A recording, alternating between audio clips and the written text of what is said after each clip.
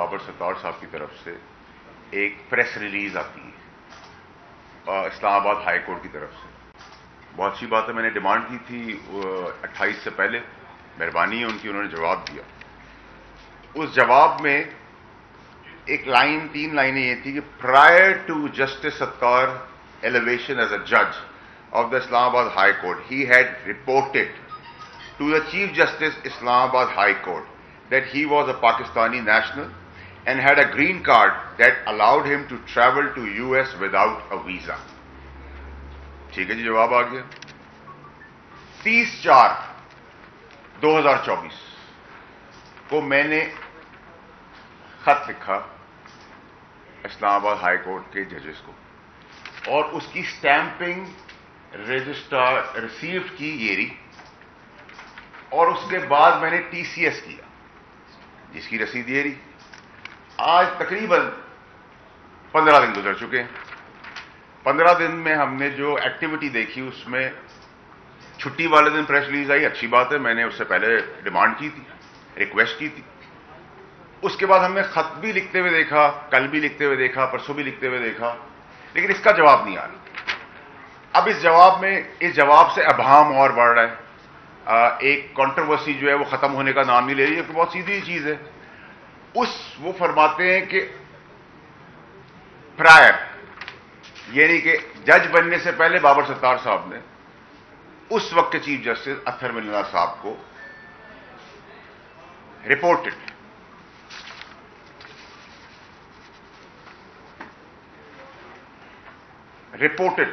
کا word use کیا. اب ہم نے ان سے کہا کہ جی اس کا کوئی قانونی, کوئی ریکارڈ روم کے اندر کوئی چیز ہوگی رائٹنگ میں کہ آپ نے یہ چیز دی ہے. اس کا جواب ہمیں نہیں مل رہا. آرٹیکل 19 کے تحت, 19(1) کے تحت غالب chief justice of Pakistan justice قاضی فائز عیسیٰ صاحب نے آرڈر جاری کیا کہ 19(1) کے تحت ہر پاکستانی یہ بات کسی سے بھی پوچھ سکتا ہے. تو میں تو پاکستانی تو دور کی بات, ایک لیجسلیٹر, ایک سینیٹر کو نہیں مل رہا, تو عام پاکستانی کو کیا ملے گا؟ میں ایک عام پاکستانی شہری ہو کے بھی جواب طلب ہوں. تو اب ابہام بڑھ رہا ہے, شک و شبہات لوگوں کے دلوں میں آ رہے کہ اس کے پیچھے منطق کیا ہے. اب آپ اس کا اگلا مرحلہ دیکھ لیں کہ 1 سال پہلے کوئی چیزیں ہوئیں, 1 سال بعد یاد آ گئی, چلے جی یاد آ گئی. اب یاد آنے کے بعد 1 سال پہلے آپ نے کیوں نہیں بتایا؟ پھر آپ کی پھر مداخلت ہوئی کل پرسوں کے دن میں. تو سر اب مسئلہ یہ ہے کہ اب کسی پہ الزام لگانے سے کام نہیں چلے گا. اب آپ کو ثبوت ترازو میں شواہد دینے پڑیں گے کہ کس نے مداخلت کی, کیونکہ مداخلت کی اور کہ شواہد آ گئے, ہم آپ کے ساتھ کھڑے.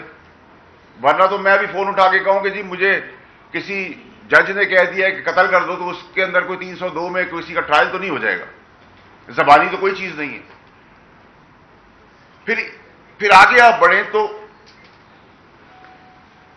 کوڈ آف کنڈکٹ 2 کے تحت, آرٹیکل 2 کے تحت اس میں ججز کے بارے میں کہا گیا ہے کہ اللہ سے ڈرنے والے ہونے چاہیے, اچھی زبان ہونی چاہیے, کسی قسم کی لالچ نہیں ہونی چاہیے, کوشش ہونا چاہیے, محتاط ہونا چاہیے, اور بلیم لیس ہونا چاہیے. یعنی کہ الزامات سے دور دور تک اس کا کوئی تعلق نہیں ہونا چاہیے کسی بھی انصاف اور آئینی سیٹ کے اوپر کسی جج کا. تو اب سوال یہ کہ جواب ہی نہیں آ رہا, ابہام, شک و شبہات بڑھ رہے ہیں. ہمیں بتایا جائے کہ کیا ریکارڈ کے اندر لکھا ہے, کیونکہ ہر چیز جو بتائی جاتی ہے میرے آپ سے انکم ٹیکس میں, کورٹس میں, وہ تو شواہد, ثبوت, ریکارڈز, کاغذ. No work is done till the paper work is done. No work is finished till the paper work is done. کوئی بھی کام ختم نہیں ہوتا جب تک کاغذی کارروائی پوری نہ ہو. اس حساب سے اس کنڈکٹ کے تحت اگر تو ریکارڈ کا حصہ ہے تو ہمیں دے دیا جائے.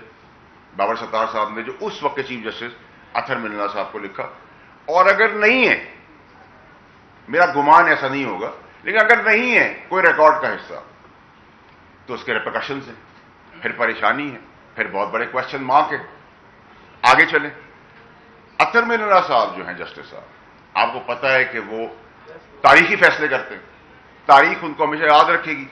اور میں ان کے آگے بھی اپیئر نہیں ہوا, لیکن میرا کیس لگا, مجھے اندازہ ہوا اور مجھے گمان بھی ہوا کہ جسٹس من اللہ صاحب بہت ہی سخت اصول پسند آدمی ہے. میرا گمان ہے کہ جسٹس من اللہ صاحب جو ہیں وہ کاغذی کارروائی کے اندر, اگر کاغذ میرے کیس میں تو کاغذ تھے نہیں تھے, دیر سویر تھی, ٹرائل تھا نہیں تھا, لیکن پرنسپلی وہ سخت آدمی ہے. قانونی طور پہ وہ کسی ایسی حماقت, کوئی بیوقوفی یا کوئی چیز نہ کرنے دیتے نہ کرتے. ہمیں تو دو دفعہ سزا ملی, نہ کرنے والی بھی سزا ملی اور دو دفعہ بھی سزا ملی. اس سے پتہ چلتا ہے کہ اطہر من اللہ صاحب, میرا گمان ہے کہ یہ وہ جج نہیں ہے جو پرنسپلی کسی چیز کے اوپر کپڑا ڈھکنے دے دے. جسٹس من اللہ صاحب, میرا گمان ہے کہ وہ نہیں ہیں جو سیر شرفیوں کے لیے, میڈیا کی زینت بننے کے لیے فیصلے کرتے ہوں.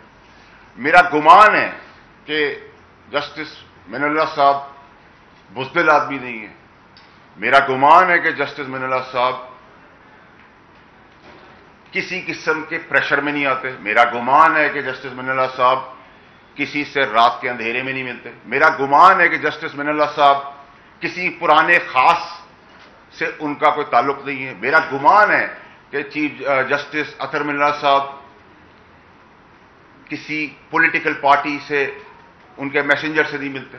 میرا گمان ہے کہ اطہر من اللہ صاحب کو کسی پارٹی کے لیڈر نے کوئی عہدہ آئینی, قانونی, سیاسی ان کے بچوں کو نہیں کیا. میرا یہ سب گمان ہے کہ اطہر من اللہ صاحب گیلری کے اوپر نہیں کھیلتے. اطہر من اللہ صاحب اس میں بھی ایسی غلطی نہیں کر سکتے جس میں انہوں نے رائٹنگ میں نہ لیا ہو, اور اللہ کرے کہ ایسا ہی ہو کہ انہوں نے رائٹنگ میں لیا ہو اور ریکارڈ روم کے اندر یہ چیز موجود ہو. لیکن اگر نہیں ہے تو پھر جہاں بابر ستار صاحب کے اوپر سوال کھڑا ہوتا ہے کہ ریکارڈ کا حصہ نہیں, کیونکہ اس وقت وہ جج نہیں تھے. پرائر جب جج نہیں تھے تو انہوں نے بتایا, جج بننے سے پہلے. تو وہ جو ریکارڈ ہے اور جو کوڈ آف کنڈکٹ ہے جس کے تحت بلیم لیس ہونا چاہیے انسان کو, اس کے تحت وہ ریکارڈ ہمارے پاس پیش ہونا بہت اب ضروری ہے. 15 دن گزر گئے, کس طرح مانگے, کیسے مانگے, کیوں نہ مانگے؟ پاکستان میں کوئی پاکستان سے بڑا تو نہیں ہے. یہ پاکستان کسی کے باپ کا تو ہے نہیں. جو آپ کے لیے ہوگا وہ میرے لیے ہوگا, جو میرے لیے ہوگا وہ ان کے لیے ہوگا, ان کے لیے ہوگا وہ دوسرے کے لیے ہوگا. اب آ جائیں جو مدعا چل رہا ہے. آپ نے سوشل میڈیا کے اوپر نوٹس لیا, بالکل نہیں ہونا چاہیے. لیکن سر جب ہماری ماں جو اس دنیا میں نہیں رہی, سوشل میڈیا کے ٹرولز وہ سب غلاظت بک رہے تھے, تو اس وقت بھی نوٹس لے لیتے تو پاکستانی قوم کو پتہ چلتا کہ عام عوام کے لیے بھی کچھ ہے. جو ریپ ہوا ہے 2 دن پہلے کراچی میں, اس پہ بھی کوئی نوٹس لے لیتا اور اس پہ بھی کوئی فیصلے سنا دیتا. جو کل ایک بچی کا ریپ کے بعد قتل ہوا ہے پنجاب میں, اس کی دہائی بھی کوئی سن لیتا. جو ماں باپ بچے بیوہ یتیم 40 سال سے دربدر پھر رہے ہیں اپنی پراپرٹیز کے اندر, اس کا بھی کوئی حساب کر لیتا. لیکن چلیں, کیونکہ جسٹس منصور علی شاہ صاحب نے ایک ہمیں لائٹ ان دا ٹنل دکھائی ہے, انہوں نے بہت ساری اچھی باتیں کی ہیں اور خود احتسابی سیلف اکاؤنٹیبلٹی کی بات کی ہے. تو جب سیلف اکاؤنٹیبلٹی کی بات ہو جائے تو ہمیں خوش ہونا چاہیے اس چیز کا. لیکن اسی طرف ہم دیکھ رہے ہیں کہ ایک کنفرنٹریشن ہے, ایک سچویشن چل رہی ہے جس کے تحت بار بار انٹیلیجنس اداروں کا نام لیا جا رہا ہے. تو بھائی شواہد دینا, شواہد دیں, ہم آپ کے ساتھ کھڑے ہیں. بٹ اگر شواہد نہیں ہے اور یہ جو آپ نے بتایا یہ بھی زبانی ہے اور رائٹنگ میں نہیں ہے, تو پھر تو مسئلہ ہے. تو یہ مسئلے کا حل یہی ہے کہ قوم چاہتی ہے کہ آپ اتنے بڑے آئینی قانونی انصاف کے عہدوں پہ بیٹھے ہیں, تو اس کو کلیریفائی کریں تاکہ یہ منطقی انجام تک پہنچے. اب آ جائیں جی کہ یہ کیمپیننگ, سوشل میڈیا کیمپیننگ, یہ ساری چیزیں جو ہیں اس کو ایڈریس کرنے کے لیے کس نے کس کو روکا ہے آج تک؟ سستی روٹی غریب کے لیے ہوئی اسٹے آرڈر.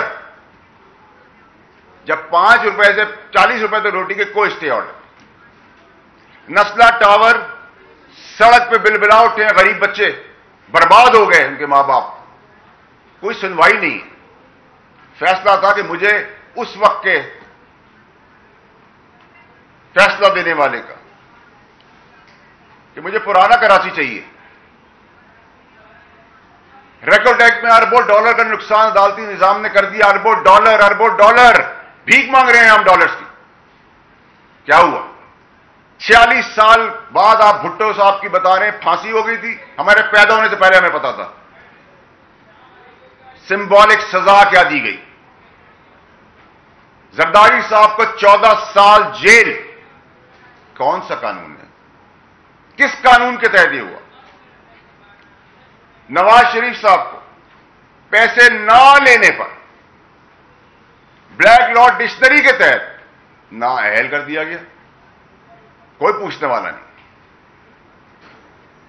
عمران خان صاحب کی چلتی ہوئی گورنمنٹ پھر چھٹی والے دن کھول دی جاتی ہے، پریزن مین پابند کیا جاتا ہے کہ نو ووٹ آف کانفیڈنس لیا۔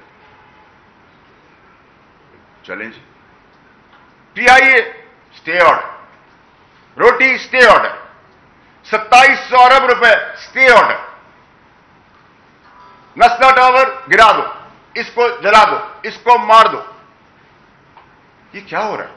کب تک ہم اس طرح چلتے رہیں گے؟ اگر لیجسلیٹر کسی دوسری دوری ملک کا شہریت نہیں رکھ سکتا اصول، تو اس اصول کے تحت اس لیجسلیٹر سیاستدان کو آپ دوسری سٹیزن شپ نہ رکھنے پہ الاؤ نہیں کرتے کہ آپ سیاست کریں، تو پھر جج دوہری شہریت کے ساتھ کیسے بیٹھے ہوئے؟ سوال ہے نا۔ آپ کے لیے شراب حلال ہے، ہمارے لیے شراب حرام ہے، مثال ہے۔ یہ کیسے ہو سکتا ہے اور کیوں ہو رہا ہے؟ اگر لیجسلیٹو ہاؤسز، اسمبلیاں قانون بناتی ہیں اور میاں صاحب کو نااہلی کا کیس اس قانون سازی کے تحت اس پہ ان کو نااہلی سے ختم کر دیا جاتا ہے، جبکہ وہ ٹائم بار تھا، نااہلی ختم کر دی جاتی، کوئی قانون سازی کی قانون دان نے، قانون کے لیجسلیٹرز نے، ہم نے as senators as M N As, تو پھر ہمیں یہ قانون بھی بنانے پڑیں گے۔ سنگل آؤٹ کر کے جو پاکستان کا جھنڈا لے کے آگے بڑھ رہے ہیں، جو پاکستان اور پاکستانیوں کی قسمت کے فیصلے کرنے جا رہے ہیں، progressive S I F C کے پلیٹ فارم سے، اس جھنڈے کے نیچے ایک آئین اور قانون، اور ہم نے ایک ڈنڈا بھی دیا ہے ہم کو، اور اس ڈنڈے کا کام یہ ہے کہ بیرونی اندرونی سازشیں، انتشار اور دشمنوں سے بچایا جائے، کیونکہ یہ 90%، 95% ایک ادارہ رہ گیا ہمارے پاس جس کے اندر ڈسپلن، پرنسپل، آنیسٹی ہے۔ فرشتے وہاں بھی نہیں ہیں، لیکن 5%، 10% یہ واحد ایک ادارہ رہ گیا۔ تو اگر اس چیز کے لیے انتشار، دشمنی، بغض، وینم، ملک دشمنی، اندرونی بیرونی کے لیے اگر آپ کو آئین اور قانون نے اس جھنڈے تلے ڈنڈا دیا ہے، اس کے اندر پروٹیکشن بھی ہم ہی کریں گے، کیونکہ ہمارے لیے پاکستان امپورٹنٹ ہے۔ پاکستان ہے تو ہم ہیں۔